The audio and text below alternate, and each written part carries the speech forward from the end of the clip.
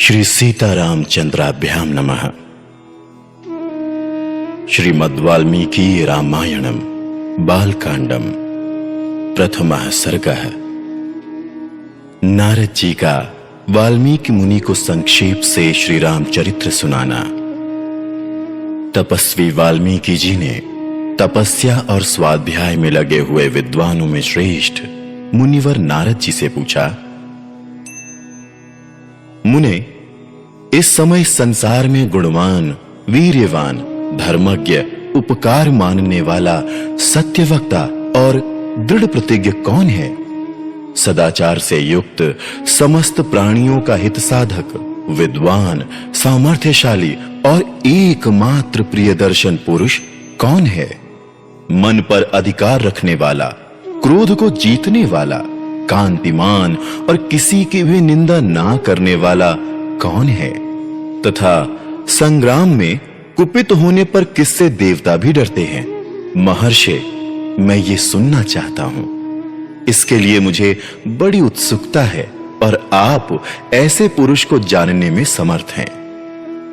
महर्षि वाल्मीकि के इस वचन को सुनकर तीनों लोकों का ज्ञान रखने वाले नारद जी ने उन्हें संबोधित करके कहा, अच्छा सुनिए। और फिर प्रसन्नता पूर्वक बोले, मुने, आपने जिन बहुत से दुर्लभ गुणों का वर्णन किया है, उनसे युक्त पुरुष को मैं विचार करके कहता हूं, आप सुने। इक्ष्वाकु के वंश में उत्पन्न हुए एक ऐसे पुरुष हैं जो लोगों में राम नाम से विख्यात हैं। वो ही मन को वश में रखने वाले, महाबलवान, कांतिमान, धैर्यवान और जितेंद्रिय हैं। वो बुद्धिमान, नीतिज्ञ, वक्ता, शोभायमान तथा शत्रु संहारक हैं। उनके कंधे मोटे और भुजाएं बड़ी बड़ी हैं। ग्रीवा शंख के समान और ठोड़ी मांसल है। उनकी छाती चौड़ी तथा धनुष बड़ा है। गले के नीचे की हड्डी मांस से छिपी हुई है। वो शत्रुओं का दमन करने वाले हैं। भुजाएं घुटने तक लंबी हैं। मस्तक सुंदर है, ललाट भव्य और चाल मनोहर है। उनका शरीर मध्यम और सुडौल है। देह का रंग चिकना है। वो बड़े प्रतापी हैं। उनका वक्षस्थल भरा हुआ है। आंखें बड़ी बड़ी हैं। वो शोभायमान और शुभ लक्षणों से संपन्न हैं। धर्म के ज्ञाता, सत्य प्रतिज्ञ तथा प्रजा के हित के साधन में लगे रहने वाले हैं। वो यशस्वी, ज्ञानी, पवित्र, जितेंद्रिय और मन को एकाग्र रखने वाले हैं। प्रजापति के समान पालक, श्री संपन्न, वैरी विध्वंसक और जीवों तथा धर्म के रक्षक हैं। स्वधर्म और स्वजनों के पालक, वेद वेदांगों के तत्ववेत्ता तथा धनुर्वेद में प्रवीण हैं। वो अखिल शास्त्रों के तत्वज्ञ, स्मरण शक्ति से युक्त और प्रतिभा संपन्न हैं। अच्छे विचार और उदार हृदय वाले वो श्री रामचंद्र जी बातचीत करने में चतुर तथा समस्त लोगों के प्रिय हैं। जैसे नदियां समुद्र में मिलती हैं, उसी प्रकार सदा राम से साधु पुरुष मिलते रहते हैं। वो आर्य एवं सब में समान भाव रखने वाले हैं। उनका दर्शन सदा ही प्रिय मालूम होता है। संपूर्ण गुणों से युक्त वो श्री रामचंद्र जी अपनी माता कौशल्या के आनंद बढ़ाने वाले हैं। गंभीरता में समुद्र और धैर्य में हिमालय के समान हैं। वो विष्णु भगवान के समान बलवान हैं। उनका दर्शन चंद्रमा के समान मनोहर प्रतीत होता है।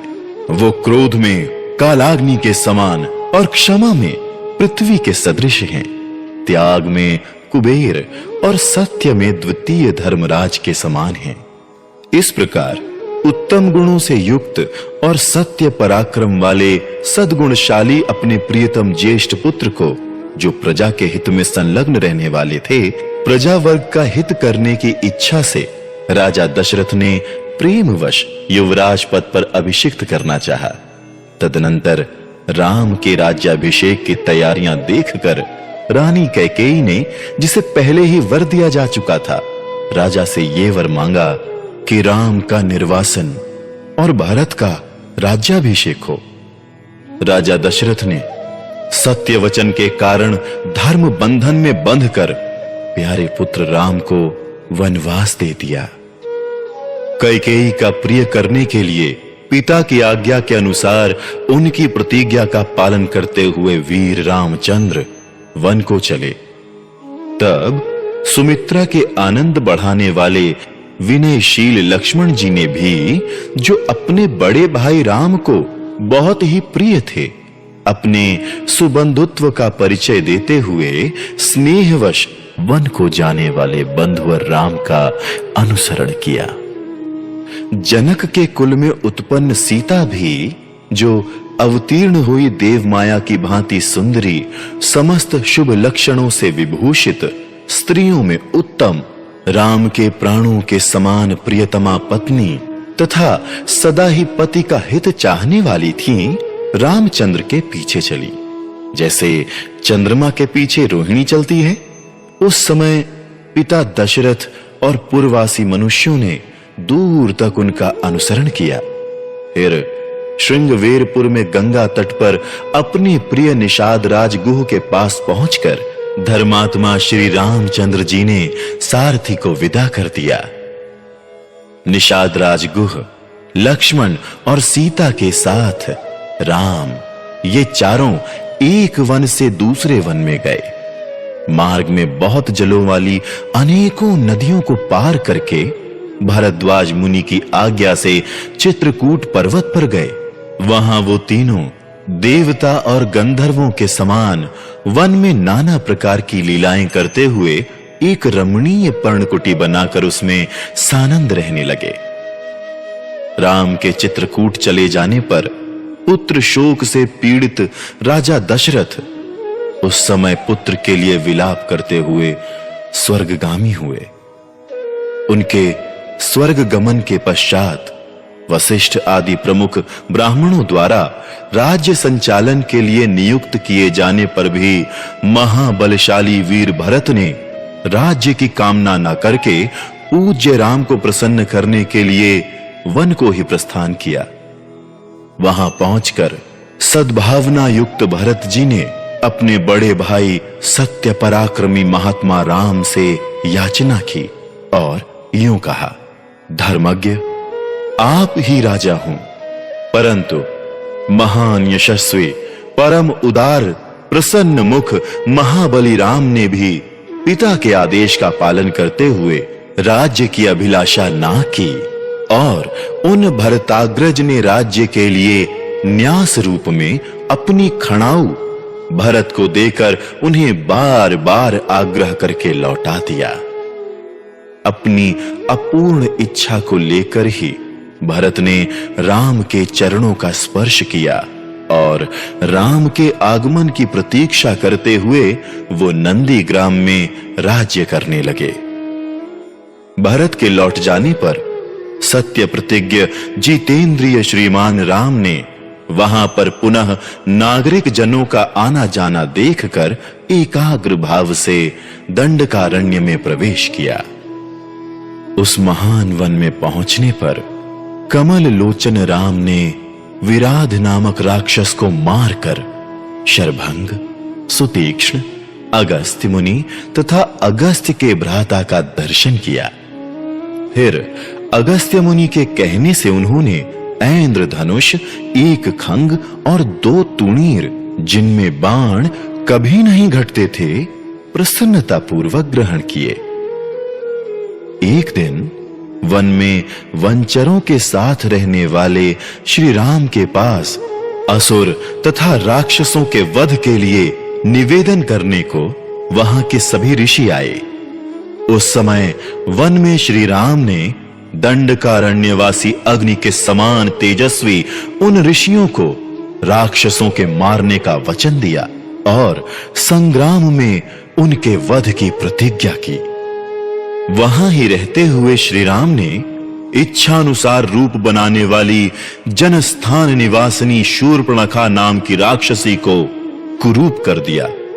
तब शूर्पणखा के कहने से चढ़ाई करने वाले सभी राक्षसों को और खर, दूषण, त्रिशिरा तथा उनके पृष्ठपोषक असुरों को राम ने युद्ध में मार डाला।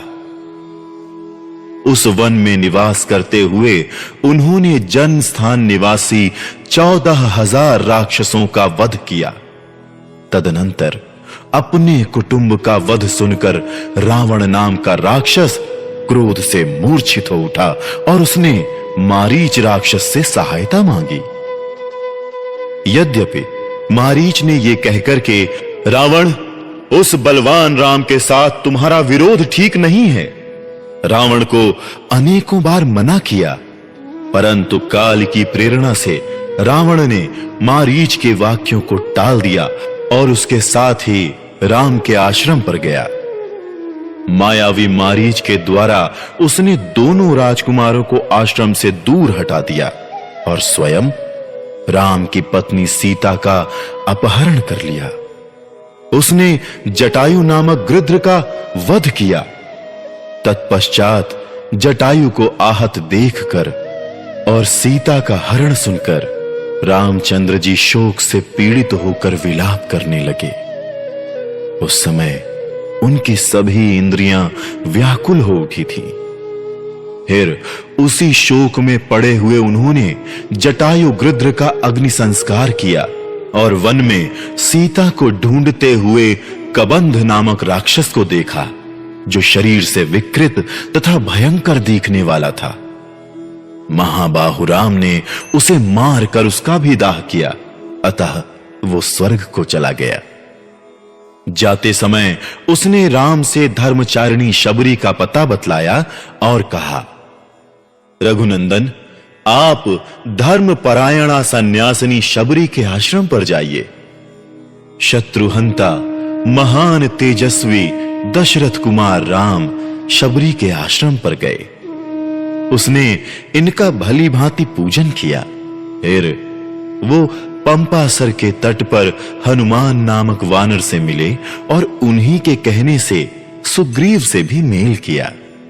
तदनंतर महाबलवान राम ने आदि से ही लेकर जो कुछ हुआ था वो और विशेषतः सीता का सारा वृत्तांत सुग्रीव से कह सुनाया। वानर सुग्रीव ने राम की सारी बातें सुनकर उनके साथ प्रेम पूर्वक अग्नि को साक्षी बनाकर मित्रता की। उसके बाद वानर राज सुग्रीव ने स्नेहवश वाली के साथ वैर होने की सारी बातें राम से दुखी होकर बतलाई। उस समय राम ने वाली को मारने की प्रतिज्ञा की। तब वानर सुग्रीव ने वहां वाली के बल का वर्णन किया, क्योंकि सुग्रीव को राम के बल के विषय में बराबर शंका बनी रहती थी। राम की प्रतीति के लिए उन्होंने दुंदुभि दैत्य का महान पर्वत के समान विशाल शरीर दिखलाया। महाबली महाबाहु श्री राम ने तनिक मुस्कुराकर उस अस्थि समूह को देखा और पैर के अंगूठे से उसे 10 योजन दूर फेंक दिया। फिर एक ही महान बाण से उन्होंने अपना विश्वास दिलाते हुए 7 ताल वृक्षों को और पर्वत तथा रसातल को बींध डाला। तदनंतर राम के इस कार्य से महाकपि सुग्रीव मन ही मन प्रसन्न हुए और उन्हें राम पर विश्वास हो गया। फिर वो उनके साथ किष्किंधा गुहा में गए। वहां पर सुवर्ण के समान पिंगल वर्ण वाले वीरवर सुग्रीव ने गर्जना की। उस महानाद को सुनकर वानर राज वाली अपनी पत्नी तारा को आश्वासन देकर तत्काल घर से बाहर निकला और सुग्रीव से भिड़ गया। वहां राम ने वाली को एक ही बाण से मार गिराया। सुग्रीव के कथनानुसार उस संग्राम में वाली को मारकर उसके राज्य पर राम ने सुग्रीव को ही बिठा दिया।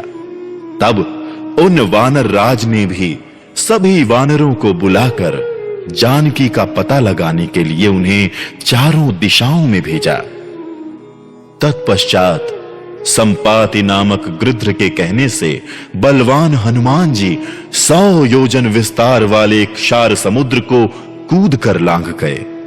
वहां रावण पालित लंकापुरी में पहुंचकर उन्होंने अशोक वाटिका में सीता को चिंतामग्न देखा। तब उन विदेह नंदिनी को अपनी पहचान देकर राम का संदेश सुनाया और उन्हें सांत्वना देकर उन्होंने वाटिका का द्वार तोड़ डाला। फिर 5 सेनापतियों और 7 मंत्री कुमारों की हत्या कर वीर अक्षय कुमार का भी कचूमर निकाला। इसके बाद वो जानबूझकर पकड़े गए। ब्रह्मा जी के वरदान से अपने को ब्रह्मपाश से छूटा हुआ जानकर भी वीर हनुमान जी ने अपने को बांधने वाले उन राक्षसों का अपराध स्वेच्छानुसार सह लिया। तत्पश्चात मिथिलेश कुमारी सीता के अतिरिक्त समस्त लंका को जलाकर वो महाकपि हनुमान जी राम को प्रिय संदेश सुनाने के लिए लंका से लौट आए। अपरिमित बुद्धिशाली हनुमान जी ने वहां जा महात्मा राम की प्रदक्षिणा करके यूं सत्य निवेदन किया, मैंने सीता जी का दर्शन कर लिया है। इसके अनंतर सुग्रीव के साथ भगवान राम ने महासागर के तट पर जाकर सूर्य के समान तेजस्वी बाणों से समुद्र को क्षुब्ध किया। तब नदीपति समुद्र ने अपने को प्रकट किया।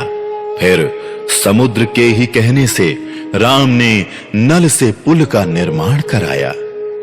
उसी पुल से लंकापुरी में जाकर रावण को मारा। फिर सीता के मिलने पर राम को बड़ी लज्जा हुई। तब भरी सभा में सीता के प्रति वो मर्म भेदी वचन कहने लगे। उनकी इस बात को ना सह सकने के कारण साध्वी सीता अग्नि में प्रवेश कर गईं। इसके बाद अग्नि के कहने से उन्होंने सीता को निष्कलंक माना। महात्मा रामचंद्र जी के इस महान कर्म से देवता और ऋषियों सहित चराचर त्रिभुवन संतुष्ट हो गया। फिर सभी देवताओं से पूजित होकर राम बहुत ही प्रसन्न हुए और राक्षस राज विभीषण को लंका के राज्य पर अभिषिक्त करके कृतार्थ हो गए। उस समय निश्चिंत होने के कारण उनके आनंद का ठिकाना ना रहा। ये सब हो जाने पर राम देवताओं से वर पाकर और मरे हुए वानरों को जीवन दिलाकर अपने सभी साथियों के साथ पुष्पक विमान पर चढ़कर अयोध्या के लिए प्रस्थित हुए। भारद्वाज मुनि के आश्रम पर पहुंचकर सबको आराम देने वाले सत्य पराक्रमी राम ने भरत के पास हनुमान को भेजा। फिर सुग्रीव के साथ कथा वार्ता कहते हुए पुष्पकारूढ़ हो वो नंदीग्राम को गए। निष्पाप रामचंद्र जी ने नंदीग्राम में अपनी जटा कटाकर भाइयों के साथ सीता को पाने के अनंतर पुनः अपना राज्य प्राप्त किया है। अब राम के राज्य में लोग प्रसन्न, सुखी, संतुष्ट, पुष्ट, धार्मिक तथा रोग व्याधि से मुक्त रहेंगे। उन्हें दुर्भिक्ष का भय ना होगा। कोई कहीं भी अपने पुत्र की मृत्यु नहीं देखेंगे। स्त्रियां विधवा ना होंगी, सदा ही पतिव्रता होंगी। आग लगने का किंचित भी भय ना होगा। कोई प्राणी जल में नहीं डूबेंगे। वात और ज्वर का भय थोड़ा भी नहीं होगा। क्षुधा तथा चोरी का डर भी जाता रहेगा। सभी नगर और राष्ट्र धन धान्य संपन्न होंगे। सत्य युग की भांति सभी लोग सदा प्रसन्न रहेंगे। महायशस्वी राम बहुत से सुवर्णों की दक्षिणा वाले 100 अश्वमेध यज्ञ करेंगे। उनमें विधि पूर्वक विद्वानों को 10,000 करोड़ गौ और ब्राह्मणों को अपरिमित धन देंगे तथा 100 गुने राजवंशों की स्थापना करेंगे। संसार में चारों वर्णों को वो अपने अपने धर्म में नियुक्त रखेंगे। फिर 11,000 वर्षों तक राज्य करने के अनंतर श्री रामचंद्र जी अपने परम धाम को पधारेंगे। वेदों के समान पवित्र, पापनाशक और पुण्यमय इस रामचरित को जो पढ़ेगा वो सब पापों से मुक्त हो जाएगा। आयु बढ़ाने वाली इस रामायण कथा को पढ़ने वाला मनुष्य मृत्यु के अनंतर पुत्र, पौत्र तथा अन्य परिजन वर्ग के साथ ही स्वर्गलोक में प्रतिष्ठित होगा। इसे ब्राह्मण पढ़े तो विद्वान हो, क्षत्रिय पढ़ता हो तो पृथ्वी का राज्य प्राप्त करे, वैश्य को व्यापार में लाभ हो और शूद्र भी प्रतिष्ठा प्राप्त करे। इस प्रकार श्री वाल्मीकि निर्मित आर्ष रामायण आदि काव्य के बालकांड में पहला सर्ग पूरा हुआ।